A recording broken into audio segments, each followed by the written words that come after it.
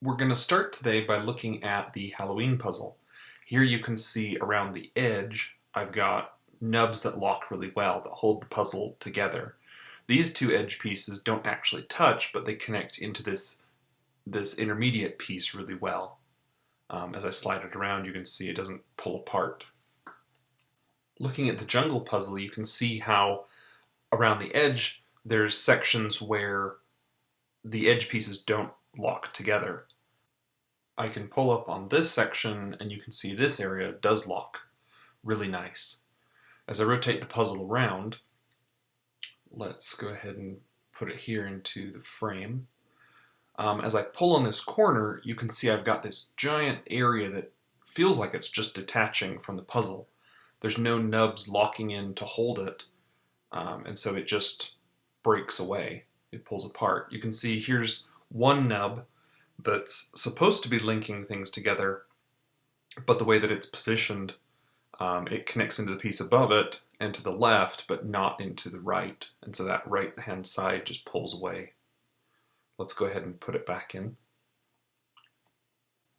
As we rotate the puzzle around some more, let's check out some more edge pieces. So if we come up here to this top corner, you can see as I pull this whole section is pretty loose.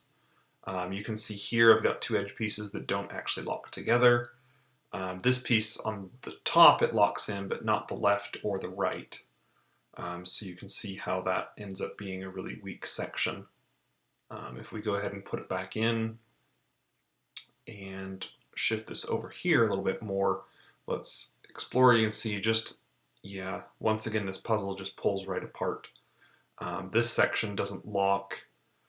Right here we've got a big section around the edge that has no nubs that connect it. This piece on the left, it looks kind of like a nub, but it doesn't actually lock very well because the piece to the left of it doesn't really wrap and hold it in. If we shift over here, you can see we've got a situation where we've got a single nub that connects into two pieces. Luckily here in the top, there is a little bit of a curl that helps hold that interesting nub together. But if we continue around, you can see here where the puzzle's pulling apart. Once again, this area has, it looks like it's a nub that would connect. If we get that out, you can see how it can slide in there, but you can just slide it right apart. The nub doesn't lock. The two pieces need to actually wrap around each other to hold it in. Let's go ahead and put those pieces back here. If we continue on, let's go ahead and shift the puzzle over just a little bit. We'll rotate it around. You can see these edge pieces don't really lock, and here's an entire section that just breaks away. These two pieces, they lock together, but they don't actually attach to any of the pieces around them. So people will get really frustrated as they're trying to complete the puzzle and they're moving it around and things just keep falling apart on them. Up here you can see the top of this piece, it just curls around. We've got a nice small nub that locks it in, but this top piece you can see only connects into one side.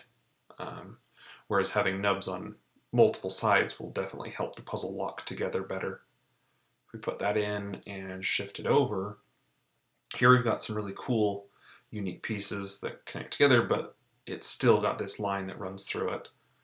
Coming down here, you can see here's a section where basically it's just straight edges on both the bottom where it is a straight edge, but these pieces don't really lock together very well, and they just come right out. It's best to have as many nubs locking around the edge of a piece as possible to really help with the stability. You can see this piece, it just slides right in and out. Doesn't even connect the nub on the top there. It's not big enough to really hold that piece in. If we go ahead and shift it around a little bit more, you can see here in this bottom right corner, same situation. I've got no locking And so it just pulls right apart. Let's jump back over and take a look at the Halloween puzzle. So here you can see in comparison, as I pull it, it stays locked really well. You can see all of these pieces connect. They've got nice large nubs that all interlock. Here you can see I've got a spot where the two edge pieces don't actually lock together. They connect into an intermediate piece again. This can be a fun effect because a lot of people will start putting a puzzle together starting with these edge pieces, but if not all of them lock together, it can slow people down, make the puzzle a little bit more interesting to put together. If I pull out a section of edge pieces and we take a closer look, you can see here I've got a double nub and a single nub. Let's look at how these compare to each other. You can see they hold together quite well. If I lift these two up, here's the double nub and the single nub. You can see the size comparison here. My single nub isn't super tiny, it's actually quite large.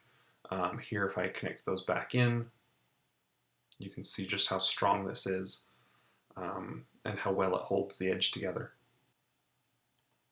If we take a look back at some of these edge pieces from the jungle puzzle, you can see here's a nub that works really well. You can see how strong that is, you can twist it around. They lock together really nicely. If we take a look at a single nub, here's one. You can see this, because it gets wrapped around on both sides, it holds itself together. These two pieces, it'll wiggle a little bit, but it doesn't come apart. We can also just take a look again at the size comparison here. The single nub's actually a little bit bigger than the double nub, and both work great. Looking at these pieces, you can see I've got quite a few connectors, right? Areas for nubs to interlock in. These pieces, they hold in really well because there's so many places that they lock with other pieces. If I bring these ones up and we take a look, you can see these two, they only have a single spot where they would connect to another piece. They only have one area where they interlock, one nub. So they're not going to hold together as well as these other ones on the left. If we move these ones up and take a look, there's several pieces scattered all throughout the puzzle where there really are no connectors. I can kind of twist these around. You can see there's just straight edges on each side. We looked at this one earlier where it just doesn't really hold in very well because the wood doesn't wrap around another piece and interlock. So, once again, we can take a look here about how these pieces, they just pull right apart. They don't actually lock together. If we take a look at these pieces right here, you can see just how powerful double nubs are. So when those two are locked together, they don't come apart. Even if you twist it, pull it, the double nubs hold together the best. Here we have an example of a double nub that's a little bit fancier, so it holds together even better. It's stylized, but you can see how the pieces right here, it curls in and locks and holds these two together, so they will not come apart. Next, let's take a look at some of the problems you can run into with single nubs in wooden jigsaw puzzles. Here, if I pull this apart, you can see it's a really weak connection. You can compare the size. Here, the single nub compared to the double nub size, it's just minuscule. Here, if we put it right on top of it, you can see the surface area. And in wooden jigsaw puzzles, you run the risk of the nubs actually breaking. As people put the puzzle together, if they're not careful with it, then that can be really frustrating if the nubs break. Let's also take a look at the tiger here in the jungle puzzle. If I pull this apart, you can see on the right, I'm actually missing part of the wood because it was cut off by the laser because it was just way too narrow. Here, if I hold these up together, you can see that really this single nub here is only as wide as the neck of these double nubs, which makes it really unstable, easy to break, and just doesn't hold together very well.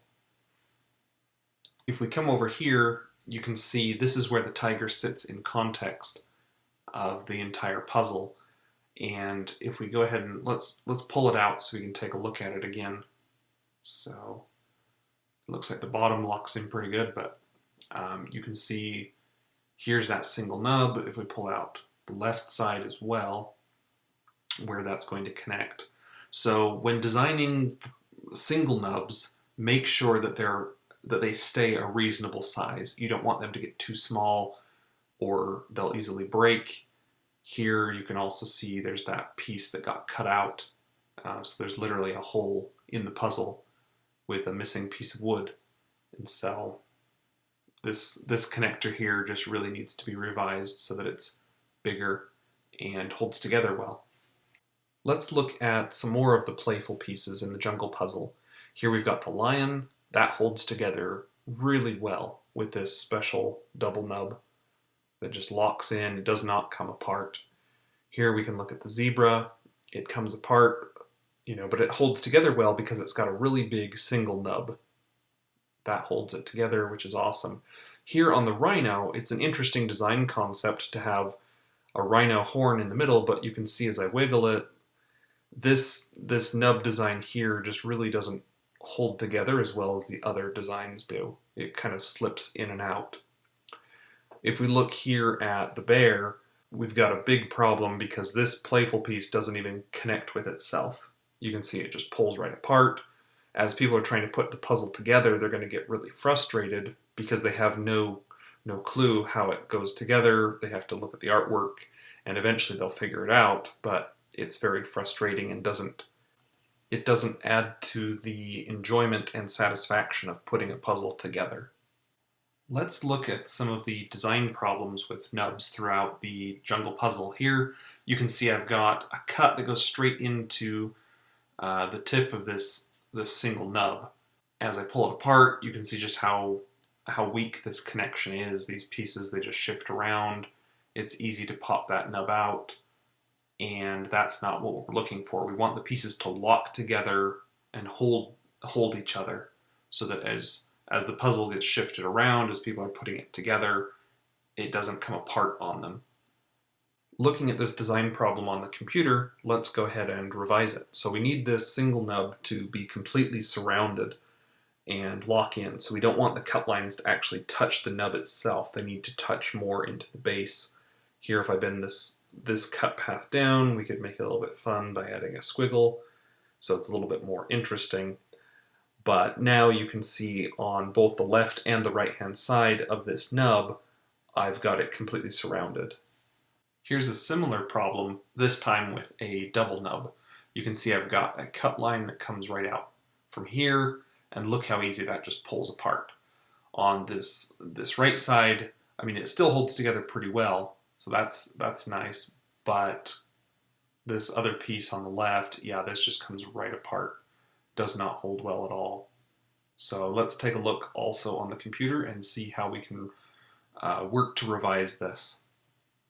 Here I've got a cut that goes straight into this double nub down below, so what we're going to do is actually bend this around so that it doesn't cut into that nub. Then I'll also need a cut on the other side that touches into the base, gives me plenty of space so that the pieces lock together.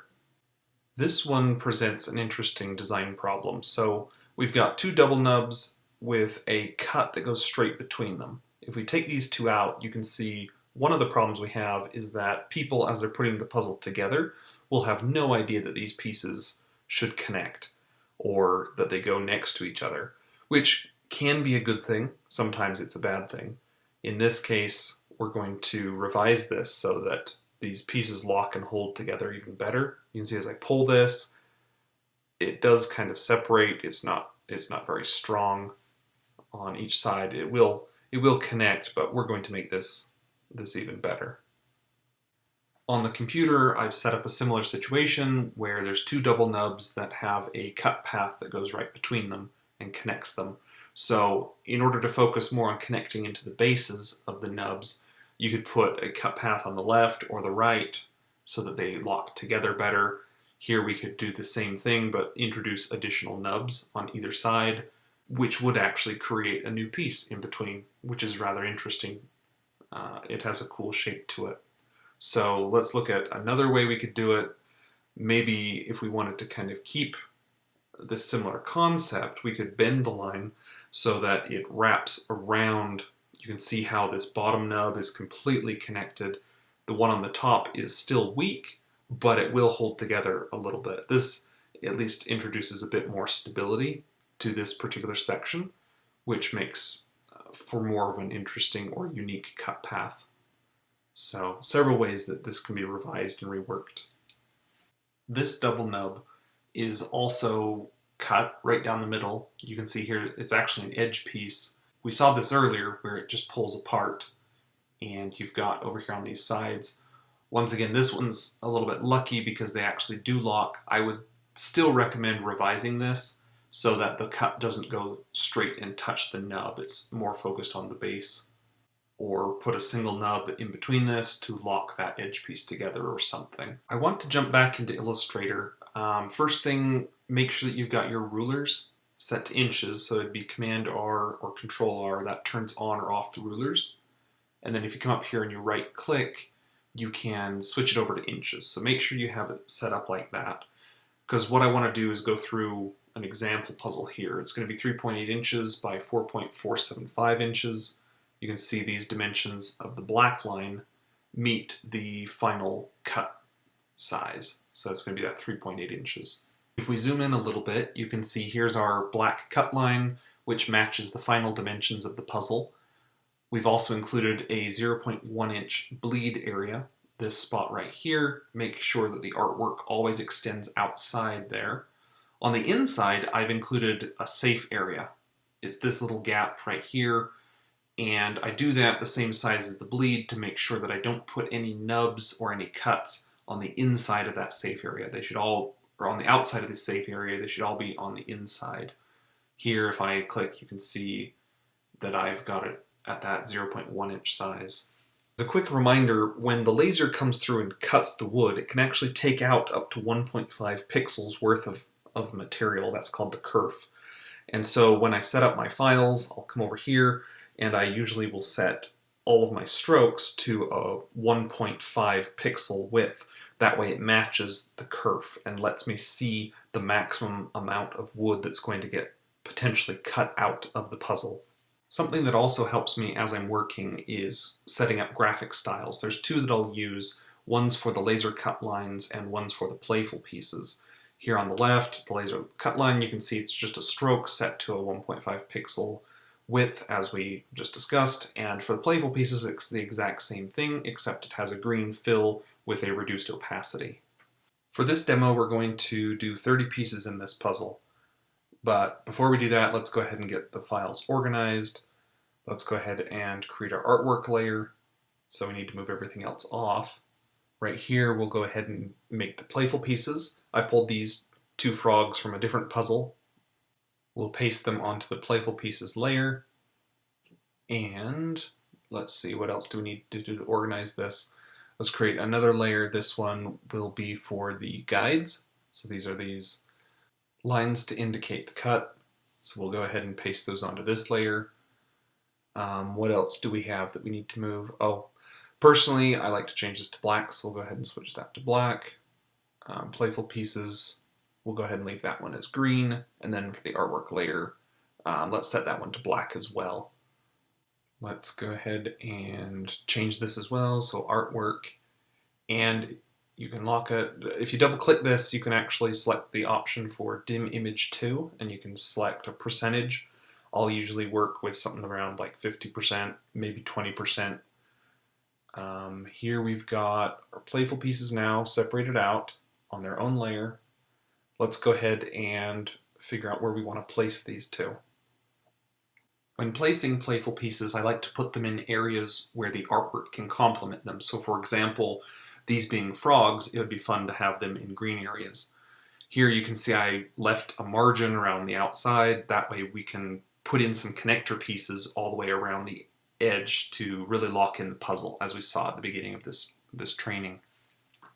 Once I've got the playful pieces positioned where I would like them in the puzzle, I move on to creating what I like to call a crazy grid. The crazy grid is really a mosaic patchwork that I use as a blueprint to figure out where the pieces in the puzzle should be. I'll draw a line. Let's start up here in the top left corner. So here's a piece. Let's go ahead and switch it to blue just so it's a little bit easier to see my grid. So from here, let's go ahead and connect a piece down. And as I'm doing this, I'm using my eyeballs, my intuition to make sure that these pieces have similar surface area. And I can make adjustments as I go. So let's go ahead and move some of these lines around. We'll go ahead and leave that one connected here to the frog's toe. If we come down this direction, we'll go ahead and put a piece that would stick in right here. We can come back up this way. We'll put in a piece. Now that I've got this crazy grid in place, I can make adjustments as I eyeball this to make sure that these connector pieces all have a similar surface area. Making sure that we have the right number of pieces is another goal with the crazy grid, but what we're going to do is we're going to pause and come back to that because I want to talk real quick about playful pieces. For boardwalk puzzles, we like to stick to these two measurements, 0.6 inches squared for regular pieces and then playful pieces at 0.8. There's an Illustrator script that you can run, as you just saw me do, which will tell you what the surface area is. In this case, if this square was a playful piece, it's slightly too big, so I can go ahead and scale it down because it was at just over 0.8. And in this case, if I run the script again, this area.jsx, it tells me now that I'm at 0.7, so that's maybe a little bit too small. So if that square was an actual playful piece, I could then make some adjustments.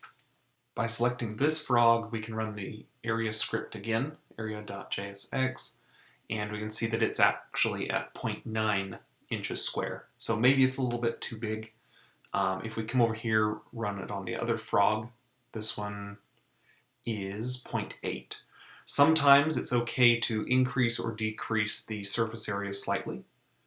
For our example purpose here, we'll go ahead and leave the frog the same size that it is. Jumping back to the test cut of the Halloween puzzle, you can see here I've got 3 playful pieces, which all 3 of them have the 0.8 inches squared surface area. If I pull these 3 in, and you take a look at them, they also have the exact same surface area. But because of their shape, they're a little bit more stretched out. So if you compare them, the 3 on the left look like they might be a little bit bigger, but if you measure them in Adobe Illustrator, they have the 0.8 inch squared surface area. Let's compare these 6 playful pieces to a few more. Here I've got a moon. Let's also pull this one in, so that's a witch's broom and a bone. So these pieces, they're really skinny and long. They don't look like they have the same surface area as the other pieces. However, if you measure them in Illustrator, they also have the 0.8 inch squared surface area. Let me move these over to the side and take a look at some more playful pieces from the Halloween puzzle. Let's pull in this one. Here we've got a witch. So the witch is made up of 2 pieces. So it's actually a little bit larger. You can see here I can detach it. And if I compare the 2 pieces, you can see each piece of the witch is actually the 0.8 inch squared surface area. So the witch itself would actually be a 1.6 inch squared surface area because you have to account for both pieces. Creating playful pieces that are made up of multiple pieces can be a fun way to add variety to the puzzle. Here's another example. This one's a ghost made up of 2 playful pieces. To add even more variety to the puzzle, you can create playful pieces that are more than just 2 pieces. Here I've got the Headless Horseman. This playful piece is actually made up of 3 pieces. I can pull these apart so you can see. And once again, if I pick these up and hold them on top of each other, you can see the surface area is the same. Now we can take a look at what these playful pieces look like in Illustrator. I've got the werewolf, witch, and headless horseman here. If we select the wolf and take a look at it, run the script, area.jsx, it comes up as 0.98 inches squared. This one is a little bit too big, but we ran with it. Here, if we do other script, area.jsx for the witch, she comes in at 1.8, so a combination of those two pieces should be 1.6, so she's also slightly too big. If we run the script here on the Headless Horseman, it comes in at 2.4, which is exactly perfect for 3 playful pieces combined. Looking at some of the playful pieces from the jungle puzzle, here you can see how the laser cuts all the way through, which in this case, this playful piece turned out really cool. On both sides you can see what it is, it's a chameleon. However, if we compare the surface area to the dragonfly or to the butterfly, you can see how the chameleon is way bigger in comparison.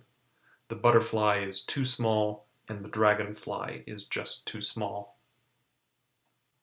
If we look at the elephant, here we've got 2 pieces that make up one big playful piece. The head of the elephant looks like it's about the right surface area because it's similar to the chameleon. The back legs of the elephant look slightly too small. Even still, the butterfly is smaller than them. And so with boardwalk puzzles, we want the playful pieces to be consistent. In boardwalk puzzles, the playful pieces should always be bigger than the connector pieces. And in this case, I've got 4 connector pieces I pulled out of the jungle puzzle, and if we compare them to some of the playful pieces from the jungle puzzle, here I've got a snake, a bird, and a hummingbird, we can compare the relative surface area size. So here you can see the snake's surface area is much smaller than this connector piece on the right. Similarly, if we compare the parrot is too small, and if we look at the hummingbird as well, compared to some of these connector pieces, the hummingbird is also too small. It doesn't match our 0.6 inch squared and 0.8 inch squared measurements. If we look at the lion, which is made up of 2 pieces, in this case, if I compare it to the connector pieces, if I separate this, then both pieces of the lion should be slightly larger than the connector pieces because they should both be 0.8 while the connector piece should be 0.6 inch squared. The tiger is another playful piece in the jungle puzzle which is made up of 2 pieces. If I pull them apart and we compare them against this connector piece, you can see how the tiger is also too small. Both of these pieces that make up the tiger should be bigger than the connector piece. And if we take a look at the lion, in comparison, you can see how the tiger is simply too small compared to the pieces of the lion, both the back legs and the heads. In the Halloween puzzle, we can look at some of these connector pieces. I pulled these out randomly. I'll flip them over so it's a little bit easier to see. And if we compare them to the size of the playful pieces, you can see how all of the connector pieces are slightly smaller in surface area compared to the playful pieces. Looking at the spider compared to the connector pieces, the spider looks really big. Part of that is because of the long, skinny legs on the spider, but the surface area is still the same as the rest of the playful pieces. Here you can also see the werewolf in comparison. It's bigger than the connector pieces. Another important thing to consider when designing playful pieces is to avoid long, skinny, narrow sections. So here on the zebra, you can see it's a fun little playful piece made up of 2 pieces, but if we take a closer look at the tail, if somebody presses on it really hard, this piece of wood will actually break and come right off. I'll go ahead and put this one back together, and let's take a look at another playful piece. Here we've got the hummingbird with a very pointy beak and a pointy tail. So if we compare the width of the tail here, you can see it's fairly thick. It's not going to snap if somebody presses on it to break it. But if we look here at the beak, it comes to a really sharp point that could potentially snap. Points like this are also really sharp. If you press it against your skin, you can see it even leaves an indentation. So it's best to avoid really sharp points as well. Let's look closer at the snake. Here you can see a really narrow, sharp piece, the tongue, which could potentially break off if somebody really wanted to push hard on it.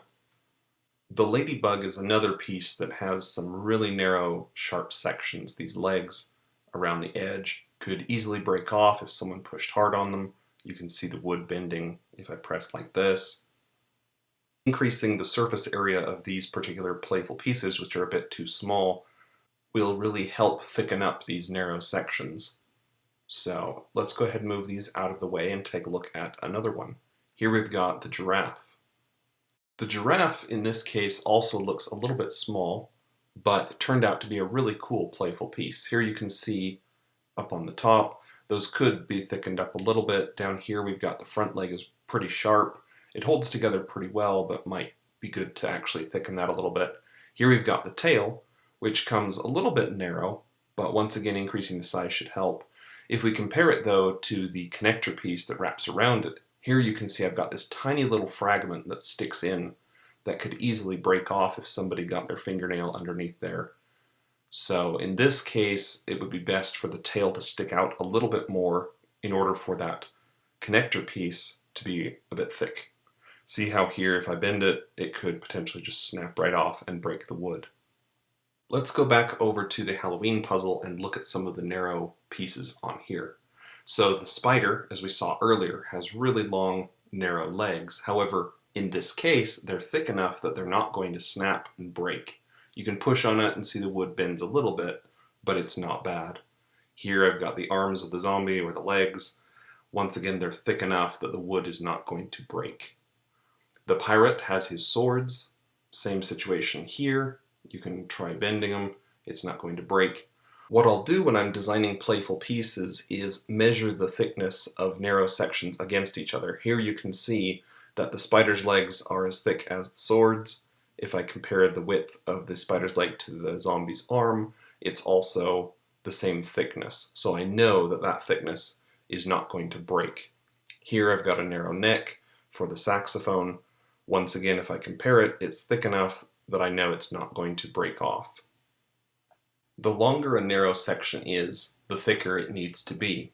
So in this case, if we look at the spider's leg to the broom handle actually has to be a little bit thicker than the spider's legs so it doesn't break. Let's take a closer look at some of these other playful pieces. Here you can see the arms and the legs are thick enough that they're not going to break. And if we look over here at the ghost, we've got some skinny narrow sections that come down, but I've blunted them so they're not going to be really sharp. They won't pierce the skin, and in this case you can see the size comparison to the spider. The witch's broom on this playful piece is another one that I had to pay particular attention to because I've got a large surface area on both the left and the right, and I didn't want this to snap or break if somebody put pressure on it. So I had to make it thick enough that it would hold in this situation. You can see I ended up making it about the same width as the spider's legs. We can put that back together, and we'll look at another piece. Here we've got the headless horseman again, and up here on the top, he's holding an axe. I had to make sure that the axe was thick enough, once again, matching the spider's legs, so that it would not break or snap if somebody put a lot of pressure on it. You can see just how long the arm is that extends out into that axe. To match the theme of the artwork in the Halloween puzzle, I included an alligator. If I pull this apart, what we're going to look at and pay attention to is the negative space that connects into the playful pieces. You can see how the piece that connects into the mouth of the alligator gets a little bit sharp and narrow. If we compare it to the spider's legs, let me go ahead and hold it up right here, you can see it's a little bit thinner, but at the same time it's not as long as the spider's legs. So in this case, it works. It could potentially be a little bit thicker. In order to thicken it up, I would need to open the mouth of the alligator a little bit more. If we compare it to this negative space that fits into the tail of the alligator, you can see it's quite thick and works perfectly. It's important to pay attention to the negative space around pieces. Here is a piece from the Jungle Puzzle. It's a really cool gecko foot.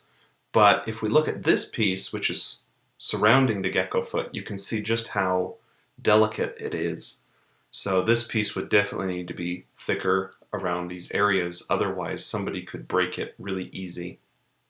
Going back to Illustrator and our crazy grid, I mentioned earlier that one of the important things with the crazy grid is to plan out the number of pieces. So in this case, if we do 30 divided by 4 is 7.5, what I can do is actually divide this puzzle into 4 different sections, and I know that each section should have 7.5 pieces in it.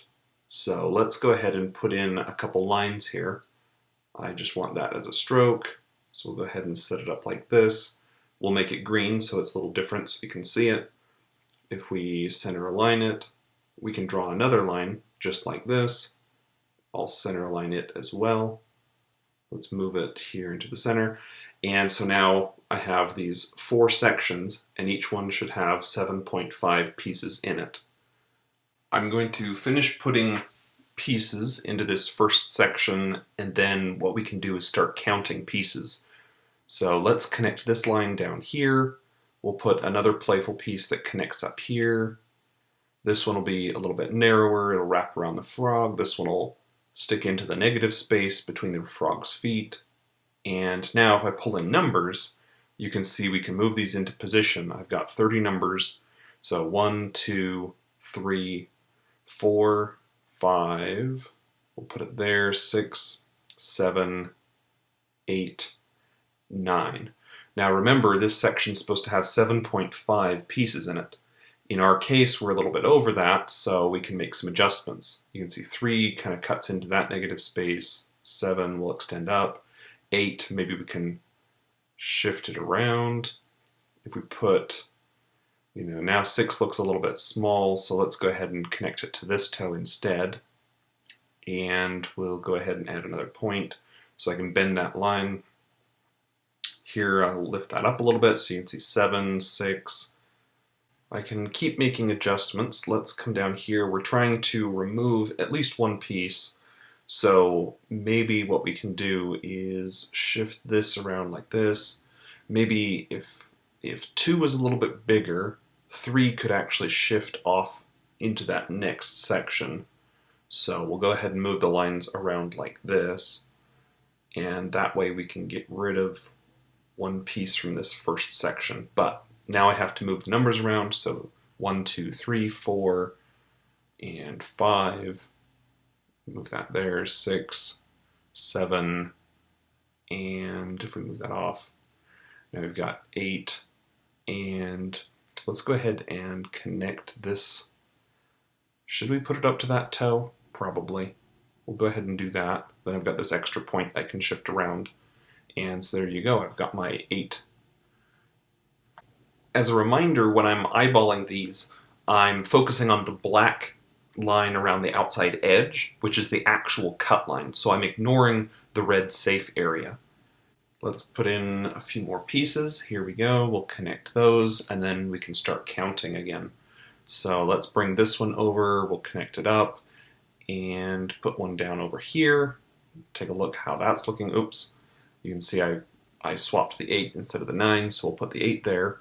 Let's count this one as 9, 10, 11, 12, 13, 14, 15. Let's check and make sure we did our math right. Let's do 7.5 times 2, because we have our 2 sections, comes in at 15, and we're sitting right where we want to be. As I review this, I'm going to make a quick adjustment up here in the top left. 5 looked a little bit big. Maybe let's move 7 down a little bit like this, 8. And this piece down below, it might be a little bit big, but we'll get to that as we come down to this next section. So let's draw in some more pieces. Let's go ahead and put one that maybe wraps around the foot. That one looks a little bit small, so we'll extend that out a bit. Maybe put it about here. Still looks a little small, so we'll extend it like this. And we need to put some more pieces in here, so let's go ahead and draw a line like that. Let's put another one down, maybe over this direction, and maybe we'll have one come up and fill in this space around the frog. Here's another piece we can enclose. We'll go ahead and connect from that toe. We'll come down, and we need the corner piece, the negative area between the feet. Let's maybe draw a line this way, and we'll have that come down here like this. We'll connect that toe over here, and let's go ahead and see how well we did. So here we've got 16, 17, 18, 19, 20, and 21. Then on this other one, we've got 22. We'll start up here, 23, 24, 25, 26, 27, 28. And it looks like we are too short. So at this point, we can make some adjustments and figure out where we want to put these. So 18, maybe that's a little bit too big compared to these ones next to it. So let's go ahead and shift this up a little bit. Now 7 feels a little bit small. If we put that connection up here, then 7 would have, a sharp point there on the top. So maybe we'll go ahead and move it around more like this. So we've got 6 and 7, 18 looks okay, 19 feels a little bit big. Maybe what we can do is shift this around and see what we can come up with. Let's extend 20 up to the frog's foot. We can move 21 around a little bit.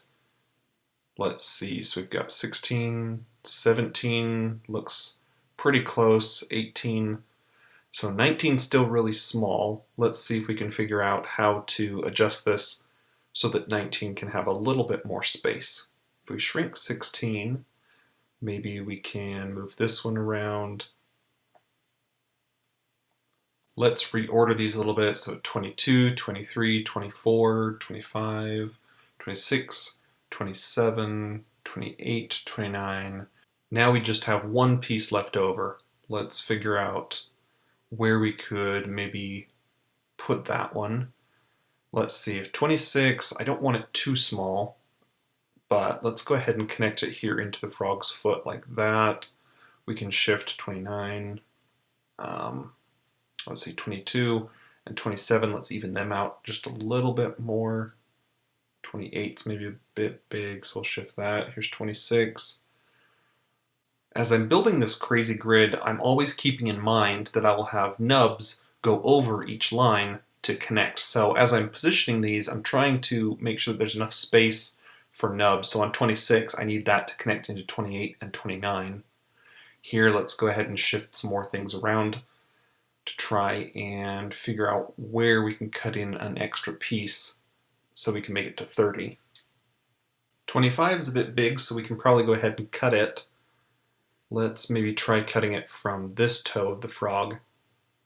Let's see, so that way we can fit in our 30th piece. So I'm going to shift this up a little bit, kind of position these, maybe move that around. Here's 24, 25, and let's see if that gives us enough space for another piece. Still feels a little bit small. I'm wondering where I can save some space, but let's go ahead and shift the numbers around, put 30 in, and run with that. I'm going to hide the artwork so that we can focus a little bit more on the crazy grid. I'm going to look over everything and see where there's larger pieces and smaller pieces. Some of these areas we can make some adjustments to. Let's go ahead and even these up a little bit, so between 7, 8, and 17. If we come up here to, maybe we can kind of reposition that a little bit. It might be a little bit big, but let's move this node over this way a little bit. And I'm going to want number 3 to wrap around the back side of the frog. If we go ahead and give a little bit more space to 9, it felt just a little bit small. Let's take a look over here at this area. 14 still feels a little bit big, but I can adjust it a little bit. Let's see, 12 feels a bit small, so we'll bring that down.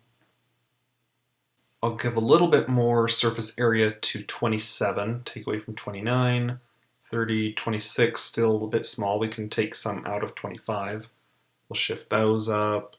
Here we can pull this in a bit, so now 25 and 26 feel about the same. 29, 28, 21, 19, Looks pretty good.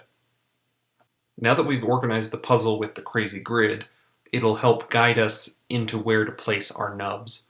So let's go ahead and turn off some of these layers. We don't need the numbers on. We're going to, let's decrease the opacity so that we can use the grid as a guide and continue on with that. We've made a lot of nubs for a lot of different puzzles. Some of them are very specific to some puzzles, other ones are more generic. So let's go ahead and look through and figure out which ones we want to include in this puzzle. So if we zoom in, I'll start deleting ones that don't really apply. So these have kind of a French and Italian feel. Let's get rid of that one. These two are a little bit stylized. We'll just stick to the generic single nubs. Right here we've got several that have a floral or garden feel. We can maybe keep some of these. Let's go ahead and get rid of these ones. We don't want too many. With boardwalk puzzles, it's best to err on the side of uniformity. Having too much variety in nubs can actually be distracting to the overall experience of putting the puzzle together. So in this case, these really stylized ones, we're going to go ahead and delete those. Here's a leaf. This one actually fits into the puzzle that we were working on, so we'll keep that. These ones we can get rid of. They have maybe too much detail. This is a really fun piece. Let's see if we can maybe incorporate it, but in that case, we don't want too many swirls. Large swirls like this can be really tricky in their positioning in the puzzles, so we'll look at that as we move on. Let's see, let's go ahead and get rid of this one. We'll delete some of these other ones. These are pretty stylized. Those are water ones. Let's get rid of those. These ones were for the Halloween puzzle. We can get rid of that. And here we've got a set of generic nubs. If we move them over here, we don't need all of these throughout the puzzle, so we'll just go ahead and delete some of these options. If I slide these up, we can, yeah, let's go ahead and run with these. Probably get rid of that one as well. So it's pretty simple. Before placing any of the stylized nubs, I like to go through and plan how many I'm going to have and where to put them. So here's my unique ones, and in this case, let's decide what we want to do. So we're only going to have one swirl. I don't use these nubs too often, but we'll keep them and see if there's a place we can put them. So here's kind of my generic nubs that I think I'll run with. Here's the stylized ones. So in this case, let's say I've got 5 here on the right. Maybe we'll do 2 leaves. If I flip that one around, here you can see I can plan so that they don't connect to each other. They're all unique connections when the puzzle actually gets cut. I like this single nub, so let's flip it. We'll maybe stretch it a little bit so it's different, and probably go ahead and run with that. So let's move them down and figure out where we want to put them in the puzzle. I'll grab them and we'll just start putting them in kind of at random, but I'm also looking for places in the puzzle that will support their size, because sometimes these unique connectors are a little bit bigger than the generic ones. So let's see, if we put the leaves here, it'll connect in like that. Twist it, that looks pretty good. Let's figure out for these cool single nubs. Maybe we'll have one side of that piece connecting over there. Let's see, where do we want to put this other one? Maybe the other side of the puzzle. We can have that one connect in like that. This leaf with the point, maybe, where would be a good place to put it? Maybe we can put it down here. Notice how the leaf itself has quite a bit of surface area and how much it cuts into either side of the nubs. So in this case, let's maybe position it kind of like this. It'll be able to lock in. That should work. Maybe pull it in a little bit to try and even up the amount of surface area that the nub itself takes up. Okay, here you can see our swirl. As I mentioned before, the swirls can be really tricky placing in the puzzle because you have to really account for all the surface area that it takes up. So in this case, we'll have this piece on the right will extend in and swirl up. So we'll run with that and see how it goes. I usually wouldn't do it, but I deleted the other pieces because for this puzzle, we just don't need that many unique connectors. The majority will be these generic ones. So let's go ahead and bring them down. And I'm going to kind of position these a little bit so it's easier for me to pull them in onto the puzzle makes the workflow a little bit faster for me. I'll take these, I'll duplicate them, and I'll flip them also, so that way the ones that aren't mirrored can introduce a little bit more variety into the puzzle. So here, let's go ahead and start pulling these in. If you click and drag holding Alt or Option, it's a really quick way to duplicate it.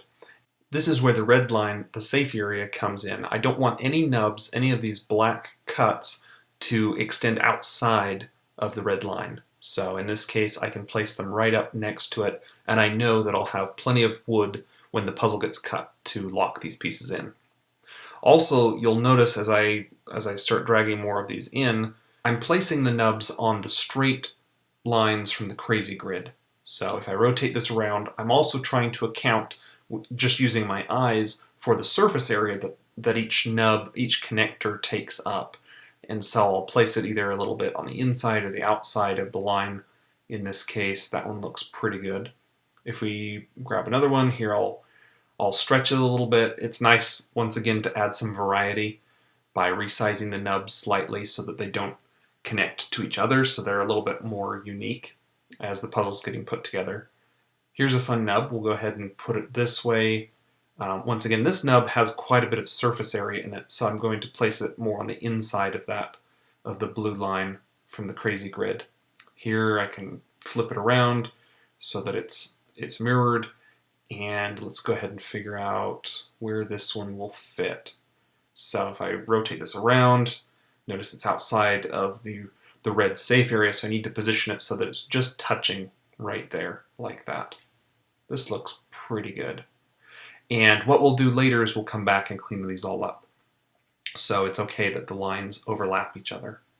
I've run into a situation down here where double nubs aren't going to fit. So now I can grab some of these single nubs and position those. For this piece that wraps around the frog's leg, we can put it in right there. If I duplicate this one and we pull it up, let's flip it around. So in this case, I need the piece to hold on to those leaves, so you can see there, I'm going to want that to wrap around the outside. But I also don't want it to touch the leaf above it. Here we can rotate this one, put it in, we've got space for that double nub.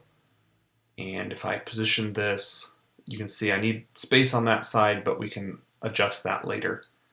I will go ahead and shrink it down just a little bit.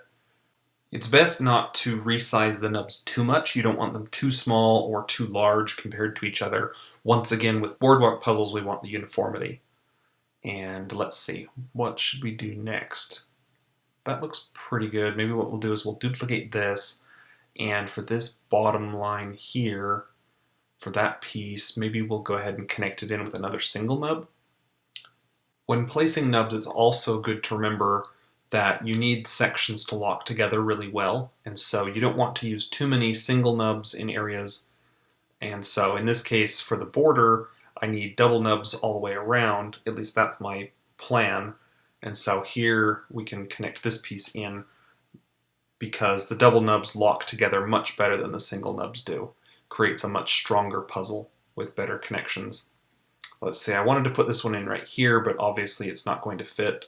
So let's see if there's another place we could put it. Down here, that would kind of overlap outside the safe area, so I'm going to shrink it just a little bit. Maybe it'll fit right here. We can connect those two lines together later. Let's go ahead and run with it for now. I'm going to have to fit a single nub in right here. As I do this, I don't want to introduce any areas that would create sharp points or places where the wood could break easily if it's too narrow or too skinny.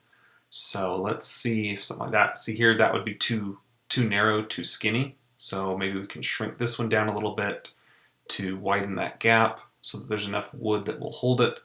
It felt a little bit too squished like that, so we'll stretch it. This one maybe we'll shrink in just a little bit to give it a bit more space around it. So that's looking pretty good. We can maybe move that one still. That one still feels a little bit big. I'm looking on both the left and the right to make sure that the wood will have plenty of surface area. So if I just kind of glance around, these all look pretty good, about the same size. Here, I'm probably going to introduce just a straight line, a straight cut. So these can be risky because straight lines don't lock together, but it does introduce some surprises as people put together the puzzle. There's not too much space up here for this single nub, but let's see if we can squeeze it in anyways.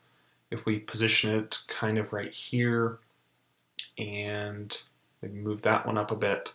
It's best to have as many connections, as many nubs as possible between these pieces, but once again I had to introduce a straight line right there because there's just not room for a nub. So let's go ahead and see what else we can do.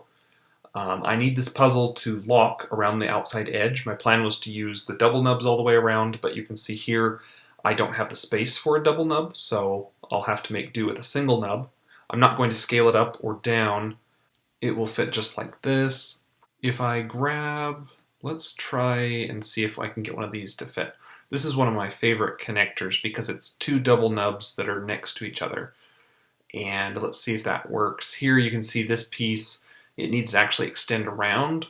And so I don't know if that will really work right here. So let's see. If I was able to get a double nub to fit in right here, then that piece right below, maybe we could just do a straight line. Here, if I scale this down, let's see if this will fit. So I got that piece that'll come in there and lock. If I cut that off, you can see I could come around, that would connect here, and then this piece below would probably get a little bit small because I'd have to cut it in at the bottom. I still want this puzzle to have a stronger connection here instead of just this single nub here on the edge. I really want to see if there's a way I can fit a double nub in here. So let's try that. You can see that when placing nubs, there's actually a lot of problem solving that goes on, trying to figure out where to position them, how to make sure that things lock well. See, if I put this double nub here, if it was to connect into these pieces, I need it to wrap around that way. Let's see, I can reposition it down a little bit. You can see it would connect through like that. I need the wood to then wrap around this nub to lock it in, so I would need a cut to go through the middle there. I could put another single nub that would extend into this edge piece. That doesn't look too bad, so we'll see how this progresses. So yeah, I can refine that line later once we get into cleaning the puzzle up. Let's move that around just a little bit. Maybe that one could go down a bit or rotate it. So you can see on the left, I need that space for the wood to wrap around to really lock in that nub. Not sure if I'm liking that, but maybe we'll go ahead and keep it. We need that to connect in here. I'll clean that up so you can kind of see where that piece is going to go. You can see this piece right here, it'll wrap all the way around the top of the frog. And let's shift that a bit, kind of eyeball the surface area, make sure that each of these puzzle pieces is about the same size. So, looks pretty good from here. I think this area's got a pretty decent plan. It looks like it's going to hold together pretty well, and we'll explore it more when we come back to clean it up. But moving on to this next section, so these pieces that go between the frogs, I want those to lock together really well because it's kind of a narrow area. So I definitely want a double nub to hold in and lock that direction. Let's see what else we can add. There's not a lot of space in this area for another double nub, but a single nub looks like it would fit. I don't want it too close to the toe, but you can see also I don't want it too close to the nub up above it. I'll shift things around to make a little bit more space. So if we put these leaves probably about right there, we can squeeze it just a little bit. That single line, in this case, maybe we'll just get rid of it and replace it with a single nub. By moving those leaves to the left a little bit, gave me more space. I can eyeball these two pieces, make sure they're about the same size from their surface area. I actually want that one to connect down to the toe. If we come back up over here, I'm going to pull in another nub.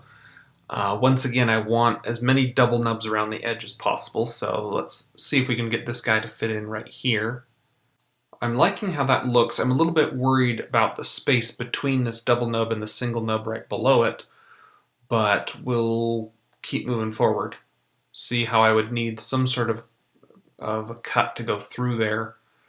I guess in that case, if we shifted this down to give us a little bit more space that I could fit some sort of a cut line through there, it's not going to be too bad. So now this cut line will go between that double nub and the single nub, but I do want it a little bit closer to the edge, so maybe we'll just position it over here in the corner. That's looking pretty good. If we put in another single nub, this is the one that could have the cut that can go between that double nub and the single nub. So we can have it connect into this nub in the corner. I'll draw the line around just to kind of get a sense of where it's going to lay once we get it cleaned up. Here you can see I can't make that section too narrow, so I'll reposition where that arches down over. Let's go ahead and connect into this edge piece with just a single nub, and let's continue around the edge with another double nub. Here it's going to get a little bit tricky because we're going to have to deal with the swirl.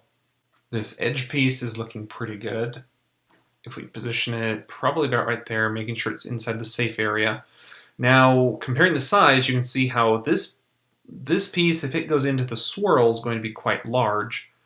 So maybe what we want to do is cut it and have the piece to the left of the swirl actually go in, just like that. Here, as I kind of move this around, you can see there's not a lot of space. It would create some really narrow pieces of wood. As I move that around, let's see what we can come up with. So here's another situation where that would be really narrow. I can rotate it a little bit. Still might be a little bit too close to the frog's toe, but what we could do is extend that around, which would cut this piece that goes into the swirl. But this piece up above it still maybe feels a little bit too small. Instead, what if we move this single nub over? There's not enough room to the left. If we flipped it, now we've got an interesting piece right here to the left of the swirl, and this piece would actually curl in. So I'm kind of liking how that works. If I move these around a little bit to just make some tiny adjustments, let's see how that feels. These leaves, let's go ahead and center it just a little bit more. You can see that adding swirls can be pretty complex because you have to account for the surface area of the pieces that connect into them. If we move on, let's look at where the base of this swirl would connect in, right here into this edge piece. Let's find a connector that'll work, probably this double nub. If we put it right here, let's shrink it just a little bit, making sure it's on the inside of the safe area. So this piece would kind of curl around and go up into the swirl. Yeah, I'm liking how that's looking. That piece will hold in really well. Over here, I really want a better connection, but obviously I can't fit a double nub up in there. I can fit a double nub down here below. Let's figure out, let's see, don't want it too close to the toes or too close to the swirl. So we'll squeeze it just a little bit. The problem is this piece below the swirl now only has one nub connection. So let's see if we can move some things around up above to make some better connections. If I do this, that piece gets a little bit too small. It comes in a little bit narrow that way. If I were to kind of shift things around, let's see if I can kind of freehand and draw something that might work. So if that one were to curl around like that, if this one came around, then it would lock in a bit. Let's see, let's smooth that out. So I would need to keep one of these. Yeah, I'm not sure if that would be really good at locking. I have to think about this for a second, how we would solve this problem. I could probably extend that into this piece a little bit, but then that shrinks the size of that piece. Just to show you, if I were to take a single nub and put it in here, there's just really not a lot of space on either side. If I shift the swirl a little bit, now I'm running into issues up here where these nubs are a little bit too close. I could make that one a little bit skinnier, and that helps, but I still can't fit a single nub down in this area. So instead, maybe what we'll do is try curving this around in an irregular shape. That might help it hold together better. I'll extend this cut around and maybe bisect through there, but see how it would create really sharp points in the wood? So that's not going to work. Instead, maybe what we could do is just use a straight line that maybe connects in something like this. So now I've got the double nub to the right, but then on the left, kind of an irregular shape that would help lock it in. We could probably go ahead and run with that. That's definitely something that I would want to inspect during the test cut, just to make sure that holds together well.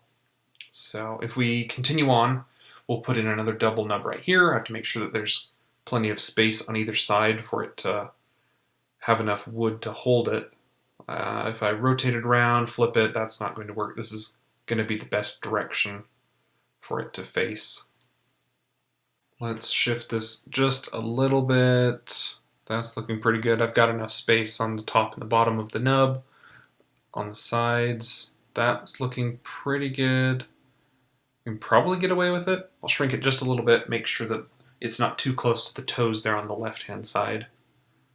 And I'll just kind of redraw that so it matches to the crazy grid a little bit better. Let's grab this guy and figure out how we want to position it so that it will hold together this edge really well. So move it up a little bit, shrink it just a little bit. You'll notice I'm not shrinking the nubs a ton. Let's see if that extends up. In order to create that uniformity throughout the puzzle, I don't want giant nubs and tiny nubs. I want them to all be roughly about the same size, but increasing them and decreasing them in size just a little bit adds some fun variety. Let's go ahead and grab this little piece. We'll have it lock in. Maybe we'll have it connect like this. It's the piece that's between the frog's front two legs that I'm a little bit worried about. Since it only sticks out here on the bottom, I definitely need a way for it to lock into these corner pieces really well.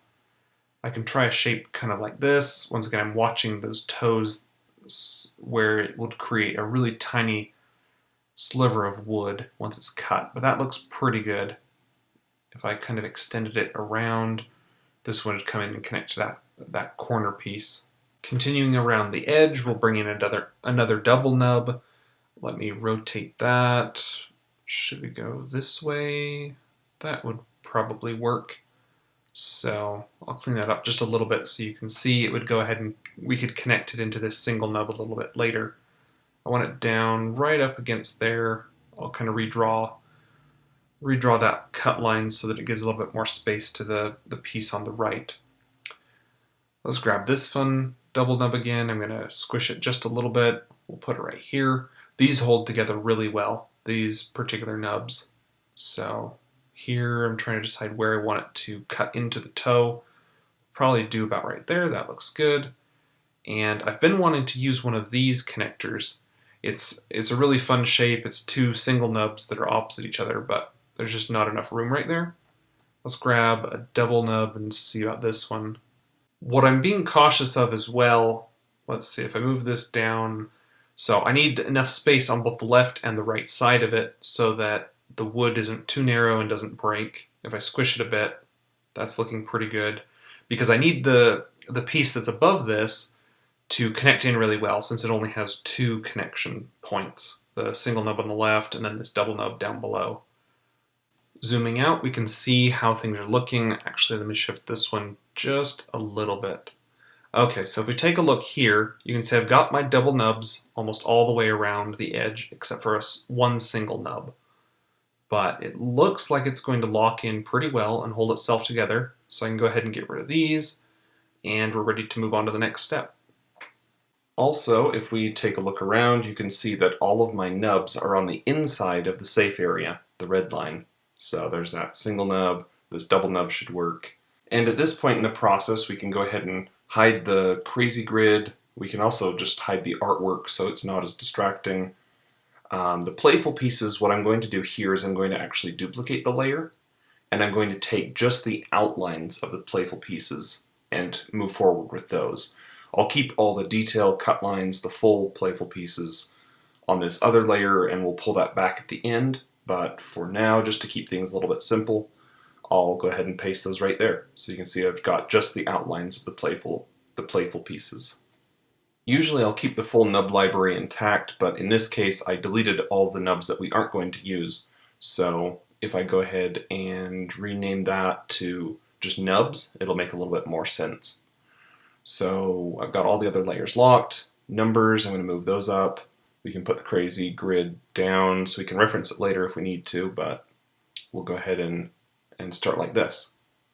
If we zoom in and look here at these edge pieces, see how this cut, if we left it as is, would create a really sharp point on that corner. So what we're going to do is go around the edge and find everywhere where there's these really sharp corners and smooth the line out.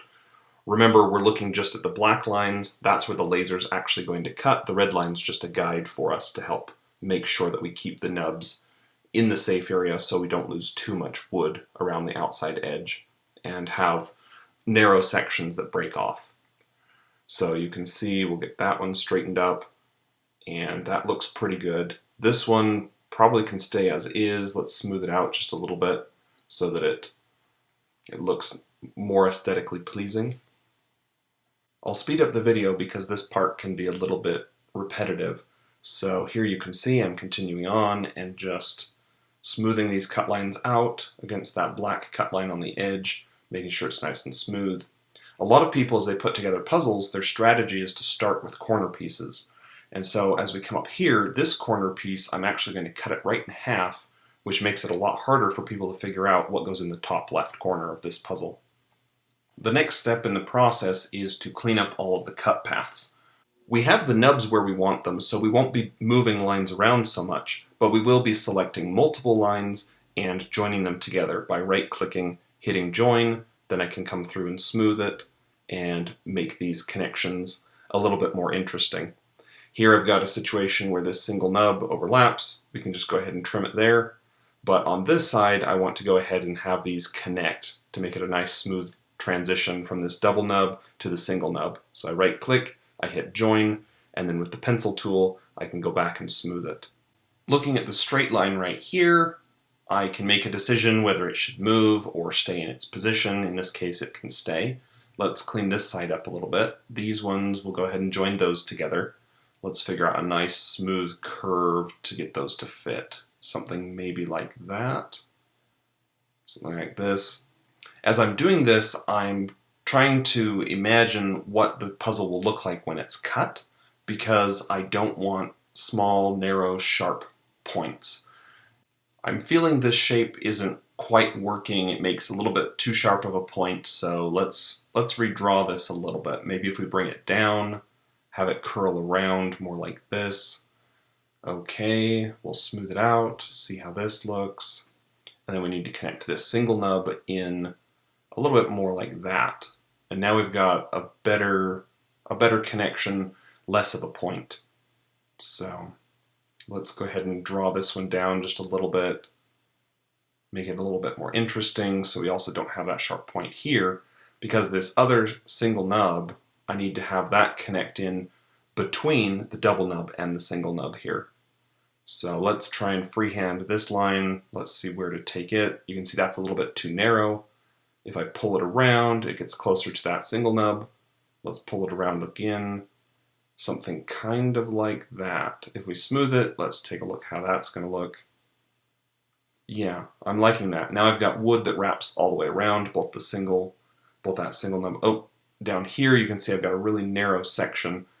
That piece of wood would chip off and break if somebody pressed on it after the puzzle's cut. So we need to actually move this and reposition it a little bit.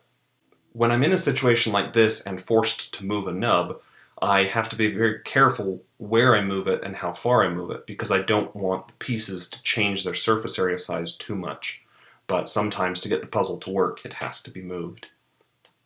I think I'll connect this nub straight down to this single nub below it.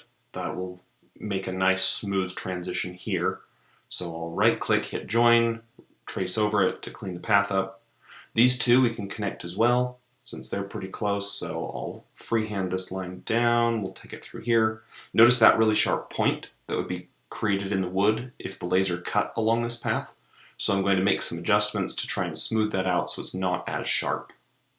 Here we can see how that's looking, smooth it together so it goes around, making a really nice transition. You can see how that line as it goes between the single nub and the double nub and cuts through there. Both of that single nub and the double nub have a lot of wood that would wrap around them to lock them in place. We can continue on and actually join this nub to those other two. This makes kind of a fun little loop shape as it comes up and locks in that first, or that middle nub. And up here we'll just clean that one. I have to be really careful in this area not to create any shapes that are too narrow. So we'll go ahead and connect in this direction, and that looks pretty good. Let's see what else we want to do. Maybe we can actually connect these two together. So if I hit join, and then I go back over it with the pencil tool, and let's see, get it just like that. And then I can come back and smooth it just a little bit to make that transition go around. Here, there's a really sharp point, so let's smooth that out. As we clean up these cut paths, the puzzle starts to take shape. It's easier to see what's going on. Let's go ahead and smooth that one. That's a much better connection. And this one down here on the left, we can go ahead and just trim it into the toe because that creates a cool shape right there. And we can also probably just trim this guy as it goes into the swirl. This nub here on the right, we can go ahead and just trim it. And now we can connect this single nub into the swirl. So I'm going to right click, hit join with both of those lines selected, and I'll freehand this into this area. I'm trying to make sure that there's enough surface area on that piece on the right. Here if we pull it in, now let's fix this transition. This will make kind of a cool shape if we go around. I don't want it to be too close to that single nub because then the wood will be too narrow. That's not looking too bad. Let's get it smooth, see how it looks in comparison. Okay, that's pretty cool. And then we've got that piece that goes into the swirl. Let's connect the other side of the swirl. Oops. Sometimes if you select two lines and you try to join them, Illustrator will automatically pick one or the other side. So sometimes you have to trim it first before you can join them. Here I'll freehand that one into the swirl, and now we've got that really cool edge piece that comes way into the center of this whole area. So let's fix this transition a little bit, smooth that out, and take a look down here. We can do the same. We'll just trim that off. That looks pretty good. This one also, I think we can just trim. I'll speed up the video because the rest of this process, it's all the same. Just connecting nubs, cleaning things up, watching for surface area on the plate or on the connector pieces, and making sure that we avoid points and sharp areas wherever possible. So here we'll get those ones cleaned up, we'll get that connected in, simplify that one down. Here we'll go ahead and connect this to that edge piece. That one can come in like that. Up here we'll have those joined together, and that'll go smooth. There's a little bit of a sharp point there, but that one should be okay. Here, let's actually smooth that around. That'll create a really cool looking shape. We'll get this one to kind of cut in that way. We'll simplify this. These two can actually join together into that center piece. We'll move that one around to lock in, hold the edge, and smooth that a little bit. Here in this area, once again, the piece between the front legs of the frog, I need to make sure that it maintains enough surface area. So here I'll just kind of make some adjustments, and there we go. Now with things cleaned up, I need to bring back the numbers and make sure we didn't accidentally lose any pieces as we went. So if I unlock this layer, we can go back through and count. So I've got 1, 2, 3, 4, 5. I like to kind of center the numbers so it's a little bit easier to see. So we've got 7, 8, 9, we've got 10 up there, we've got 11, and 12, 13, 14, 15, let's see, where's 16? It's over here. So we've got 16, 17, 18, 19, 20, 21, 22, just getting these nice and centered, 23, 24, 25, 26, 27, 28, 29, and 30. So we accomplished our goal. We created a bunch of connector pieces, and we were trying to reach 30. We kept the 30. So there we go. That's awesome. Looking over the pieces now that I can see them a little bit clearer, there's some small adjustments I want to make. 22 felt a little bit small, so we'll go ahead and move this single nub into and take a little bit of surface area away from 21. So let's clean up that connection. That should be fine. There's kind of a pointy piece that goes into the toe of the frog, but in this case it should be good. So here we'll connect that through, make it a little bit smoother to keep that transition. There we go. That feels a little bit more even because we don't want to take too much away from 28 either. So we'll bring this connection up like that, smooth it out, and that looks good. This connector between 21 and 28, maybe we can shift that around a little bit. Yeah, that looks good. Zooming out and looking back again, pieces connecting through there look pretty good. Pretty even surface area. And let's see, looking down here, that one we could maybe shift just a little bit into the corner, give 13 a little bit more surface area. Here, 24 and 25, 24 still feels a little small, so we'll shift that connector into 25 a little bit. We can smooth that out. Let's do something kind of like that. Get that nice and smooth. That looks much better. Okay, awesome. Now I'll show you a trick on how to clean up the puzzle where all these cut paths overlap each other really quickly. What I'm going to do is go into the guides layer and actually copy out the cut path, paste it onto the same layer as the nubs. So now we can go ahead and hide the guides.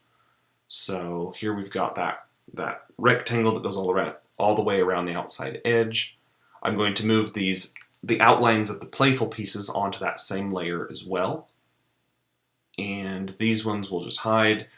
At this point we don't really need the crazy grid, so we can probably just go ahead and get rid of it since we've got our puzzle, we've moved on past that.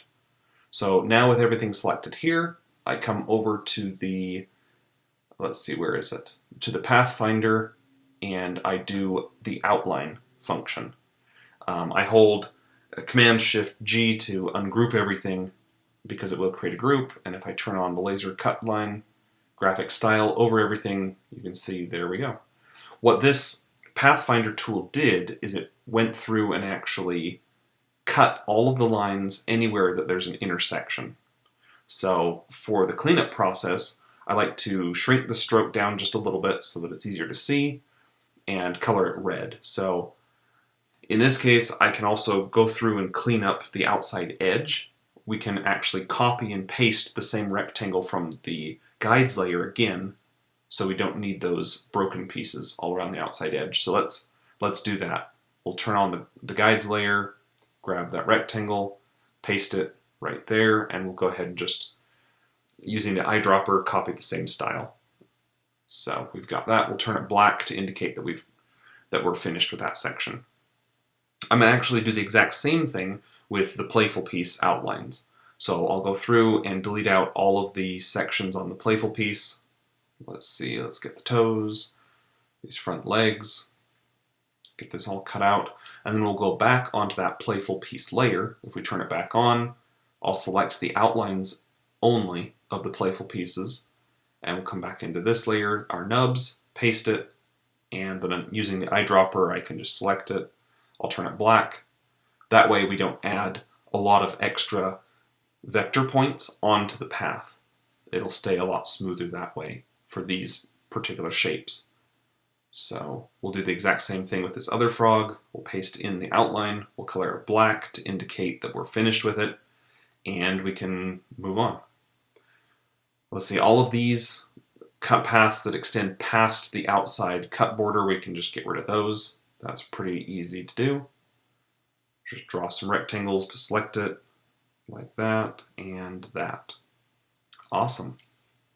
Zooming into the top left corner, you can see what happened when we ran the outline tool. See how these two lines got cut in half? So what we need to do is select them again, right click and hit join so that it becomes a single path, so that the laser will continue on smoothly and cut those all out. So we'll get them joined. Once they're joined, then I'd like to turn them black so that I know that I've touched them, and so that they're complete and we're good to move on. So we'll continue doing the same process. I'll select these ones and I'll right click, hit join, turn it black. Coming up here, this path cuts down all the way to here, so I'll right click, hit join, and turn it black. I'll speed up the video again because the process is the same for the whole puzzle, so I just keep selecting these, right click, hit join, turn them black, just to clean it back up. And let's get this section. The swirl's a little bit more complex. It got cut in several places, so we'll get that all joined together. Here we'll get those ones joined, and this one. Now we can get rid of all of the red lines that are still left over, anywhere where the cut paths overlapped each other. This is a fun cut. It actually goes into the swirl and comes out on the other side. That's really cool. Okay, let's zoom out a little bit. I'll go ahead and select one of these red lines. Go to select, same, and we can do fill and stroke color, and then we just hit delete on the keyboard, and they're gone. It's all cleaned up. Before we merge all of these lines into a single object in Illustrator, we need to go back and get the detail cut lines from these frogs, from the playful pieces. So I'll open this layer, I'll delete the shapes, copy these cut lines, paste them onto the same layer as the nubs and everything else. I can use the eyedropper to sample it. Oops, just like that. And then with everything selected, I can either use Command 8 on my keyboard, or I can right click and go to, let's see, where is it? Make compound path. And there we go. If I open this up, you can see it's a single layer shape here in Illustrator. I can rename it to cut path. We don't need the playful piece layer anymore because that's empty. We don't need the guides either. And here we go. I've got my two layers. Let's turn the artwork back on. And we need to turn off the image dimming as well. So we'll go in there by double clicking on the layer, and we can zoom out. There we go. That's how you design a boardwalk puzzle.